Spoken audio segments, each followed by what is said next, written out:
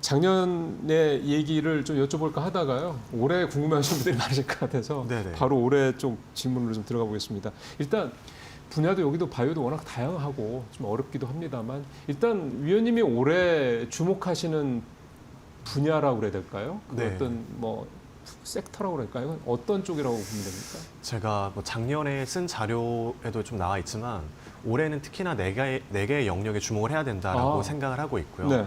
이게 먼저 이제 뭐 말씀을 드리면 네 가지인데 뭐 첫 번째는 비만. 그래서 예. 여전히 비만인데 특히나 뭐 이제 먹는 경구용이나 아니면 근육 유지 같은 차세대 비만이 좀 핫할 수 있다라고 생각을 하고요. 그리고 이제 두 번째는 RNA 치료제입니다. 그래서 예. 이제 유전자 치료제여서 뭐 기존의 뭐 단백질을 공략하는 치료제랑은 완전 다르게 유전자 단을 한번 이제 조절을 해보자가 글로벌리 핫하다 해서 RNA라는 키워드를 좀 주목하시면 좋을 것 같고요. 예. 그리고 세 번째는 항암입니다. 그래서 항암이 가장 큰 시장인데 그렇죠. 그 중에서 넥스트 키투르다라는 이런 새로운 테마가 글로벌리 가장 핫하다 해서 이 넥스트 키투르다를 기억하시면 좋을 것 같고 마지막 네 번째는 이제 AI 관련된 뭐 AI 신약, AI 진단 뭐 이런 기업들이라 요약하면 비만, RNA, 차세대 항암제 그리고 AI 네. 요 네 개 영역에서 글로벌 빅파마들이 가장 관심이 많은 영역 요 네 가지인 것 같고요.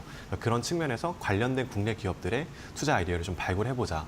라는 식으로 접근을 하면 조금 더 편안하게 접근이 가능할 것 같습니다. 예. 사실은 제일 중요한 게 우리가 이제 보통 어떤 투자를 하시려고 마음 먹을 때 제일 중요하게 보시는 게 일단 주도 섹터냐 뭐 이런 것들 많이 보게 되는 거잖아요. 맞습니다. 지금 뭐 이를테면 전체 시장을 봤을 때 주도 섹터는 반도체라는 건 뭐 누구나 다 보시는 거고 바이오 쪽에서의 주도 섹터가 과연 뭐냐 뭐 섹터라는 표현이 적절한지 모르겠지만 그게 지금 한 의원님 말씀하신 비만, RNA, 항암, AI 신약 크게 맞습니다. 보면 이렇게 네 가지로 줄기를 보고 들어가면 된다. 맞습니다. 사실 오늘 네 가지를 다 말씀드리면 저희가 20분 조금 넘게 모시기 때문에 못 하고요. 네네. 그 중에서 이제 제일 핵심인 순서대로 해서 비만 치료제 얘기부터 좀 먼저 여쭤보도록 하겠습니다. 작년 말인가요? 올해 초인가요? 노보노디스크가 경구용 치료제 미국에서 이제 출시가 됐더라고요. 맞습니다. 이게 의미하는 바가 좀 있지 않을까 싶더라고요. 이제 비만에 이렇게 보시면 돼요. 지금 뭐 주변에 맞으시는 분들도 계실 수도 있겠지만 그렇죠. 지금 이제 비만 치료제는 출시된 게 두 개가 있고 뭐 일라일리, 노보노디스크 약물인데 다 주사제입니다. 일주일에 한 번 맞는 약인데 이제 경구용이 올해 상반기부터 출시가 돼요. 그래서 일라일릴리는 올포글리프론이라는 이제 케미컬 베이스의 먹는 약이고 아마 미국에서 1분기 말에서 2분기 정도에 출시가 될 거고요. 그 오포글리폰이라는 일라일리. 네, 맞습니다. 그리고 노보노디스크는 먼저 출시가 돼서 이제 올해 1월 달 정도에 이제 출시가 미국에서 되고 있는 상황인데요. 이거는 이제 먹는 위고비입니다. 상품명은 위고비로 출시가 됐는데, 아예. 네, 근데 요거는 이제 이렇게 보시면 돼요. 효과는 위고비가 조금 더 좋을 수 있긴 한데, 다만 원리가 달라요. 그래서 일라일릴리는 저희가 일반적으로 먹는 케미컬, 그러니까 뭐 알약 같은 건데 네. 그런 방식이고요. 근데 이제 노보노디스크는 펩타이드 기반의 약물입니다. 그래서 생산을 할 때 노보노디스크는 생산 스케일업 하는데 조금 문제가 있거든요. 그 사이즈를 키우는데 네, 생산량을 늘리는데 조금 이슈가 있다 보니까 현지 이제 뭐에서 추정을 하거나 아니면은 현지에서 뭐 보는 산업 전문가들은 이게 일라일릴리 거가 훨씬 더 많이 팔릴 거다여서 뭐 이제 그 세일즈의 비중을 보게 되면 뭐 일라일릴리께 한 80%, 노보노디스크 20% 뭐 이 정도인데 그 대량 생산의 그 여지가 있는 거군요. 그리고 추가적으로 두 번째 이슈는 노보노디스크에 먹는 비만약은 뭐 예를 들어 이거예요. 뭐 아침에 공복 상태에서 먹어야 되고 그 다음에 뭐 물도 뭐 150ml 미만으로만 같이 섭취를 해야 됩니다. 그래서 까다롭군요. 이게 매일매일 먹기가 약간 좀 부담스러울 수 있는데 일라일릴리 거는 그런 제한이 없어요. 그러다 보니까 편의성은 훨씬 더 좀 뛰어난 상황이기 때문에 그 비타민 먹듯이 우리가 네네. 그러기에는 일라일릴리께 훨씬 더 편합니다. 그러다 보니까 한 8대 2 정도로 예상을 하고 있고 다만 산업 관점에서는 경구용이 드디어 미국에서 팔리기 시작을 한다.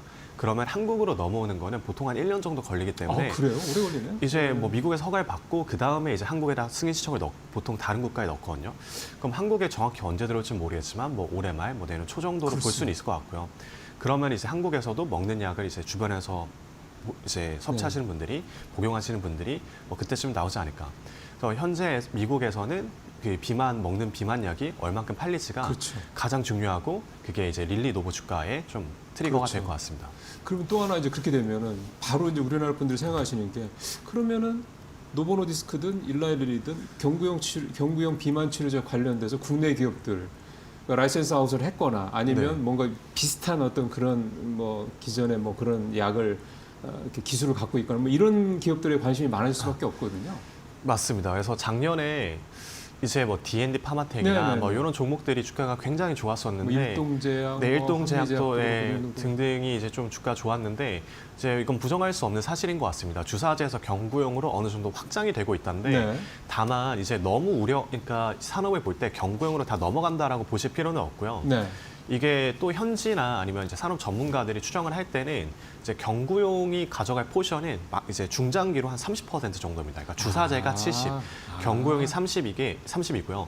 이게 뭐 일라일릴리나 아니면 직접 판매하는 기업들의 CEO도 이렇게 코멘트를 하고 있거든요. 네. 그래서 이게 경구용이 뭐 다 가져간다 뭐 이렇게 보는 것보다는 한 30 정도의 시장을 가져갈 거다라고 보면 될 것 같아요. 그 이유는 주사제가 가지는 프로파일이 훨씬 더 체중을 더 많이 뺄 수 있고 부작용을 조금 더 적을 수 있거든요. 그러니까 그런 측면에서 주사제가 뭐 크게 부담스러운 건 아니다 보니까 뭐 그러면은 주사제 비중이 한 70 정도 될 거고 뭐 주사에 포비아가 있으시거나 아니면 이제 어느 정도 빼고 나서 그렇죠. 유지하시는 분들은 네네네. 뭐 먹는 걸로 넘어간다. 뭐 이렇게 보는 게 맞을 것 같아요. 근데 지금 좀 전에 이제 현재 노보노디스크랑 일라일릴리의 대표적인 비만치료 두 가지는 다 주사제. 이미 출시가 된 예, 것들. 일주일에 한 번 맞는 주사제 형태라고 그러셨잖아요. 네네. 근데 일주일에 한 번 주사 맞는 게 사실 좀 불편할 수도 있어서 귀찮을 수 있어서 네네. 장기 제형이라고 보통 얘기를 하나? 그러니까 한 달, 뭐 또는 네. 뭐 3개월 이런 식의 그런 주사 제형에 대한 관심들도 많은 것 같은데 우리나라 그 이 주사 제형 쪽 하는 뭐 펩트론이니 뭐니 이런 회사들 보면 한 달 뭐 이상 쪽으로 보는 네. 거. 그러면 이 비만 치료제도 주사 제형이 이제 3분의 2를 차지할 거라고 말씀하셨기 네네. 때문에 그러면 이게 일주일짜리로 그냥 그대로 갈 건지 아니면 석 달이나 한 달에 이렇게 좀 더 장기형으로 갈 건지 이 부분은 어떻게 좀 보고 계세요? 지금 이제 그 중요한 포인트이기는 한데요. 원래 일라일릴리 노보는 일주일 제형에 좀 만족을 했었는데 다만 후발주자들이 차별점을 좀 찾는 과정에서 그렇게 이제 한 달 되는구나. 제형들을 개발하고 있습니다. 그래서 뭐 예를 들어 암젠 같은 후발주자는 항체를 붙여서 애초에 한 달짜리 그리고 메세라 이제 D&D가 이제 뭐 라이센스가 예, 돼서 예. 유명한 메세라도 파이자한테 인수를 했는데 그 메세라도 한 달 제형을 개발하고 있거든요. 비만 치료제. 비만 치료제가 그러다 보니까 릴리 노보는 우리가 레거시인데 이제 후발주자들이 한 달 제형이니까 우리도 한번 한 달 제형을 맞춰야 되지 않겠느냐에 대한 니즈는 분명히 있을 거예요. 그래서 각각 한 달 제형을 하는 파트너사들을 찾아는 뒀어요. 그러겠죠. 글로벌리로는 계약이 나왔는데 이제 국내 투자자 입장에서는 근데 그럼에도 불구하고 우리 기업들의 기술력이 조금 더 좋기 때문에 이게 PK 레이트가 좀 더 잘 나올 수 있다. 그러면 우리까지도 기회가 한 번 더 넘어올 수 있지 않겠느냐. 릴리 노보가 파트너사를 한 두세 개 찾지 않겠느냐. 뭐 그런 기대감 측면에서 이제 여전히 기대감이 유효하다. 그래서 올해 한번 성과를 뭐 시장에서는 기대를 해보고 있는 상황이긴 합니다. 지금 한 달 제형으로 그 기술 그 갖고 있는 플랫폼 갖고 있는 회사가 펩트론하고 G2G 바이오. G2G바이오, 인벤티지랩이 뭐 인벤티지랩. 상장사 중에서는 뭐 대표적인 기업들인 것 같습니다. 보니까 펩트론은 작년에 일라일리 쪽이었나요? 그 뭐 네. 생산을 맞느니 많이 하다가 그게 연기됐다고 그래 주가가 굉장히 좀 맞습니다. 등락한 모습이 있었고 오늘은 보니까 G2G 바이오가 좀 9% 가까이 지금 바이오 주제에서는 오늘 제일 센 모습을 보이는데 역시 결국은 그런 식의 지금 말씀하신 고 내러티브 쪽으로 좀 이해를 하면 되겠군요. 네, 그 내러티브가 크게 훼손되지 않는 한 이제 어느 정도 투자 심리는 이제 살아 있을 수밖에 없는 그렇게 보시면 될 것 같습니다. 예. 근데 사실은 얘네들이 주가가 작년에 단기간에 굉장히 많이 올랐죠. 네네, 맞습니다. 그러다 보니까 바이오주에 관심이 많으신 분들은 지금 들어가면 너무 물리는 게 이런 생각들 항상 하시는 것 같은데 네네. 이게 투자 전략이라고 생각하는데요. 뭐 나중에 전체적인 투자 전략도 여쭤보긴 하겠습니다. 요거 비만 치료제만 놓고 보면 이 장기 제형이든 저 경구용이든 간에 지금 상황에서는 어떻게 접근하는 게 좋을까요? 이게 제가 항상 바이오 투자하시는 분들한테 항상 말씀드리는 거긴 한데 뭐 예를 들어 큰 방향성은 정해놓는 게 맞긴 한 것 같아요. 뭐 네. 예를 들어 올해는 코스닥이 좋을 것 같다. 그러면 바이오가 갈 수밖에 없다. 그렇죠. 그러면은 큰 방향성을 잡아놓고 다만 제가 이제 애널리스트도 좀 이렇게 해보고 투자를 하다 보니까 이게 항상 이렇게 가는 게 아니라 그래요. 변동성이 있거든요. 그러다 그러네요. 보니까 어떤 이제 우려가 뭐 뉴스나 뭐 이런 보도 때문에나 뭐 이슈 때문에 좀 크게 떨어지거나 아니면은 뭐 주가 뭐 단기 조정이 나오거나 뭐 그럴 때마다 매수하는 게 좀 좋은 것 같긴 하고요. 그런데 그런 관점에서 뭐 최근에 이제 오늘도 G2G 바이오가 오르는 게 이게 보시면은 좀 많이 한번 조정이 계속 나왔습니다. 그래서 G2G 바이오가 뭐 이게 예를 들면. 투자 심리가 크게 훼손이 된다 이런 게 있지 않는 한은 어떤 모멘텀이 불면은 충분히 또 갈 수 있다. 그래서 뭐 큰 방향성을 잡아놓고 그 안에서 플레이하는 게 손익비 측면에선 가장 안정적이지 않을까라고는 생각합니다. 지금 한 의원님 말씀하셔서 제가 잠깐 G2G바이오 차트를 봤더니요. 작년 11월에 10만 7천 원까지 갔던 게 요 최근입니다. 어제 최저점이 6만 3천 원까지 떨어졌거든요. 사실 이렇게 떨어지면은 못 견디시죠. 그렇죠. 맞습니다. 네, 그러니까 갖고 계신 분들은 사실은 이미 아마 손절에도 익절을 하신 분들도 많으실 텐데 네네. 신규로 생각하시는 분들 같은 경우는 이렇게 딱 많이 네네. 떨어졌을 때 그렇게 오늘 현재 장대 양봉인데 이럴 때 이제 진입을 하시는 그런 방식이 좋을 거다. 서로 그렇게 생각을 합니다. 네. 예, 네네. 참 쉽지는 않은 참 투자긴 한데 바이오는 사실은 포트폴리오에 무조건 적어도 일부는 10% 네네. 20% 사실 가져가야 되잖아요. 이거 네네. 뭐 하게 되면은 주가에 업사이드가 좀 많이 나오는 섹터이기 때문에 그래서 이게 또 잘 이렇게 좀 뭐 진짜 5배, 뭐 3배, 5배, 10배 가려면 좀 엄청난 공부가 좀 되어 있어야 그렇죠. 그래야 컨빅션을 가지고 네. 이렇게 좀 낮아질 때 이제 편히 들어갈 수 있는 것 같긴 합니다. 네. 지금 말씀하신 컨빅션이 확신. 근데 바이오는 정말 저도 계속 자료를 보긴 하는데 참 네. 어렵긴 합니다. 네. 그래서 사실 이렇게 손 의원님 같은 분 모시고 한 의원님 같은 분 모시고 말씀을 좀 사실 듣는 기회가 또 중요한 것 같습니다. 그 다음에 RNA, 항암, AIC 이렇게 세 가지인데 이걸 다 여쭤볼 수는 없고 이 중에서 네. 혹시 한 의원님이 뭐 요거 하나는 조금 더 말씀해 주시겠다면 어느 쪽으로 할까요? 어저께도 이제 자료를 간단하게 썼는데 RNA 쪽입니다. 예, 저도 그거 그래서 봤습니다. 네. 이제 RNA는 이제 이런 거예요. 이게 뭐 약물이 기존에 쉽게 말씀드리면 기존에 있던 모든 약물은 체내에 있는 단백질을 공략을 합니다. 그러니까 질병이 왜 생기냐라고 봤었을 때 그냥 러프하게 말씀드리면 네. 이 단백질에 이상이 있기 때문이다여서 그렇죠. 이 단백질을 공략을 하는데 그게 아니라 이런 생각을 하는 거예요. 그 단백질이 왜 만들어질까라고 보면 모든 이제 물질들은 그러니까 유전 물질들은 DNA에 이미 다 내장되어 있고요. 그렇죠. 그리고 DNA가 너무 이제 소중한 원본이기 때문에 사본으로서 RNA가 전사가 되고 그게 이제 번역이 되면서 단백질이 만들어지는데 네. 이 앞에 있는 딴들을 공략해보자. 그러니까 원천적으로 유전단에서 한번 조정을 해보자가 최근에 조금 이제 핫한 트렌드이고요. 그러니까 병이 있는데 그 병의 근본 원인이 DNA 있으니 네. 그거에 이제 그 카피본이라고 할 수 있는 RNA 쪽에서 뒤지다 정확합니다. 보면 그 병을 좀 더 근본적으로 치료할 수 치료를 있지 해보자. 네네. 그래서 RNA가 지금은 전체 의약품에서 뭐 이게 매출 비중이 1%도 안 되는데 정말 중장기로 보면은 여기가 앞으로 그러니까요. 무궁무진하게 커질 수 있는 영역이고 최근에 이게 나온 지가 꽤 되긴 했는데 특히나 작년부터 빅파마들이 이 RNA 쪽에서 쇼핑을 엄청 많이 하고 있어요. 그래서 쇼핑이라는 거는 뭐 M&A든 아니면 라이센스 인이든 예. 글로벌리 굉장히 핫한 영역이라 그런 관점에서 작년에 뭐 이제 국내에서는 올릭스 예. 뭐 이런 기업이 요 RNA를 하고 있는 기업이어서 트렌드에 좀 부합을 한다이고요.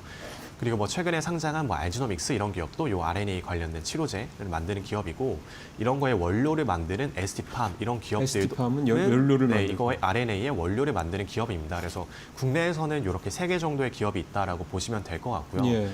그래서 이제 올해도 최근 이제 뭐 빅파마들이 가장 관심 많은 영역이 RNA이고 제가 어저께 썼던 보고서는 이제 RNA가 발전을 하고 있는데 제가 임의적으로 분류한 거긴 하지만 지금은 한 3단계에 와 있다. 근데 3단계는 적응증을 매우 확장을 하는 시기예요. 그래서 네. 기존에는 RNA로 희귀 질환 위주로 치료를 했다가 그 다음으로는 이제 뭐 심혈관 질환, 최근에는 이제 비만도 치료하려고 해요. 그러니까 적응증이 확산된다는 거는 커버리지가 넓어진다는 점점 얘기군요. 점점 넓어지고 있습니다. 그래서 네.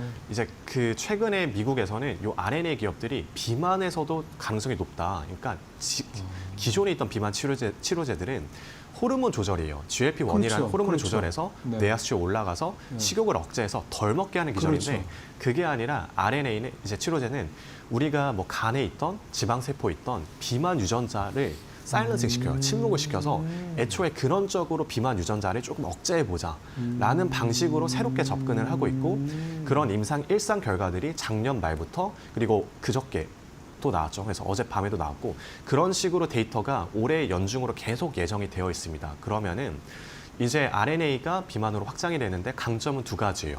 첫 번째는 이제 RNA는 기본적으로 롱액팅, 그러니까 장기 지속 그 효과가 그렇죠. 있어서 그렇죠. 한 3개월이나 4개월마다 투여합니다.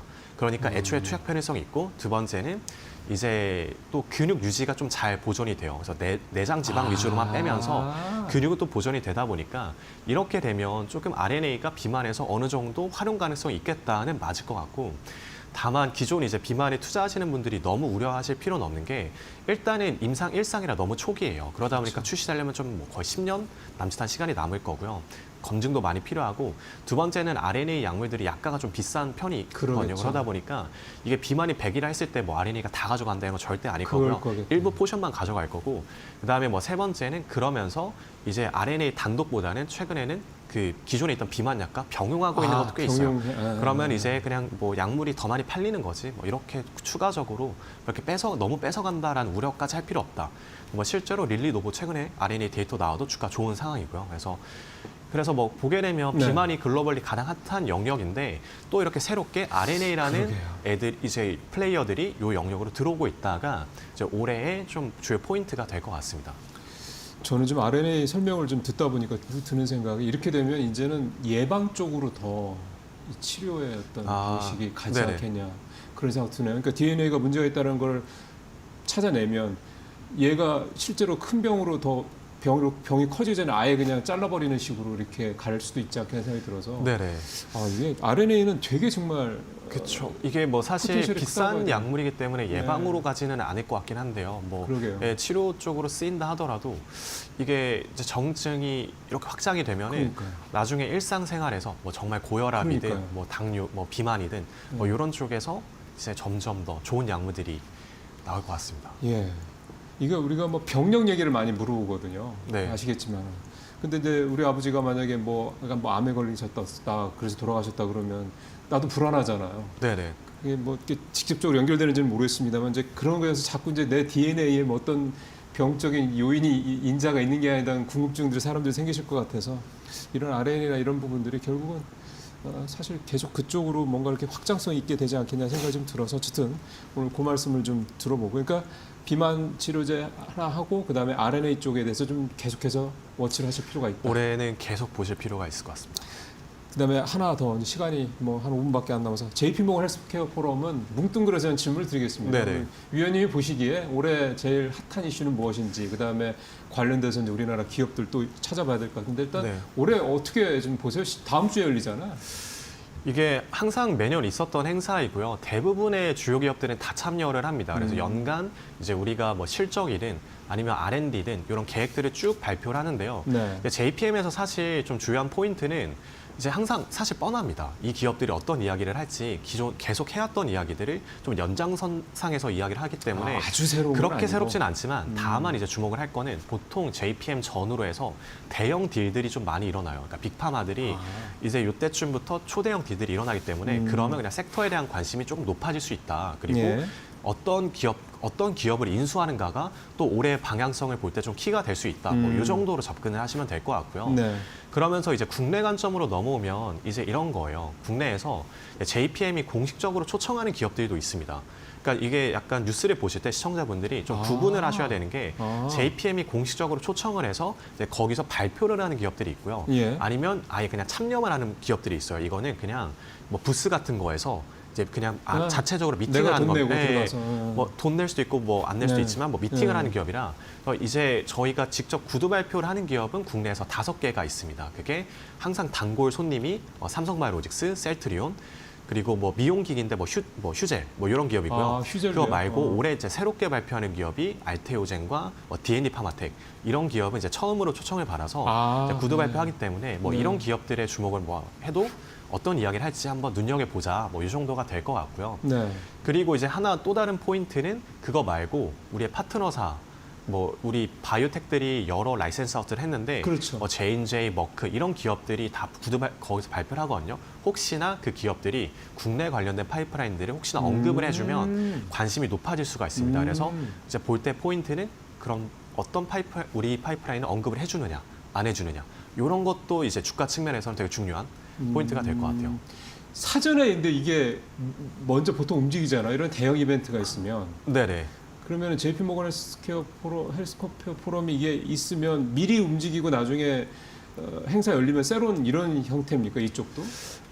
이게 제가 작년이 아니라 최근 5개년에 이거 수익률을 JPM 전후로 해서 비교를 사실 해봤는데 하셨어요. 해봤는데 사실 이게 JPM이 엄청 강력한 트레이딩 아이디어가 아니기는 합니다. 이거 한다고 그래요? 막 엄청 오르고 그 다음에 세럼 맞거나 이런 경우가 최근에 그렇게 많지는 않았어요. 그래서 그냥 코스닥 전체적인 코스닥과 코스닥 의약품 지수가 뭐 전체적으로 그냥 비슷하게 흘러간다 정도긴 했는데 네. 다만 이제 올해는 뭐 바이오가 좀 좋을 것 같다는 좀 더 맞는 이야기인 것 같아서 그런 측면에서 JPM이 이제 CES도 가다 보니까 그렇죠. JPM으로 혹시나 넘어왔는데 거기에서 뭔가 이제 당장 1분기 내에 추가적인 딜 기대감 뭐 이런 게 이어지는 기업이 나오거나 성과가 나오면은 추세적으로 갈 가능성이 있는데 뭐 이제 뭐 바로 세로인 나온다 이거는 뭐 아직 뭐 크게 연관관계는 지금까지는 없었습니다. 예, 이게 오늘 삼성전자 마침 실적 발표도 있고 그래서 하여간 뭔가 좀 기대를 많이 하고 있는 종목 실적 발표라면 그 실적이 좋든 나쁘든 간에 보통 그 전에 선반영이 되고 네네. 이벤트 끝나고 나면은 세론이 나오고 하는 이게 좀 일반적이어서 아마 또 우리 투자분들께서 그래서 바이오 JP모건 포럼 때문에 좀 미리 좀 이렇게 들어가시는 분들 이런 분들 같은 경우 단기적인 거래 하시는 분들입니다. 그냥 네. 계속 그냥 갖고 계신 분들도 많잖아요. 바이오는 네네네. 또. 그래서 그런 분들 같은 경우는 또 이게 세론이냐라는 궁금하실 것 같은데 5년 동안 환 의원님이 마침 딱 그 체크를 해보니 별로 그런 분위기는 아니다. 네네네. 맞습니다. 예, 이제 마지막으로 올해 한 의원님 탑픽 최선호주 뭡니까? 네. 일단은 작년 연말에 연간 전망에서 쓴 자료인데요. 일단은 코스피 제약사에선 한미약품이고 바이오텍에선 ABL 바이오입니다. 그래서 뭐 간단히 말씀드리면 한미약품은 이제 비만에서의 뭐 차세대 대장주, 네. 그리고 ABL도 RNA랑도 엮여 있기 때문에 네. 뭐 이렇게 두 개 종목을 가장 선호하고 있습니다. 예. 두 회사는 또 워낙 뭐 잘 알려진 종목들이어서 맞습니다. 제가 따로 추가로 한 의원한테 질문 드리지는 않고요. 오늘 여기서 마무리해야 될 것 같습니다. 오늘 하여간 바이오에서 참 쉽게 설명 잘해주셔서 감사합니다. 네, 감사합니다. 뵙겠습니다. 네, 네.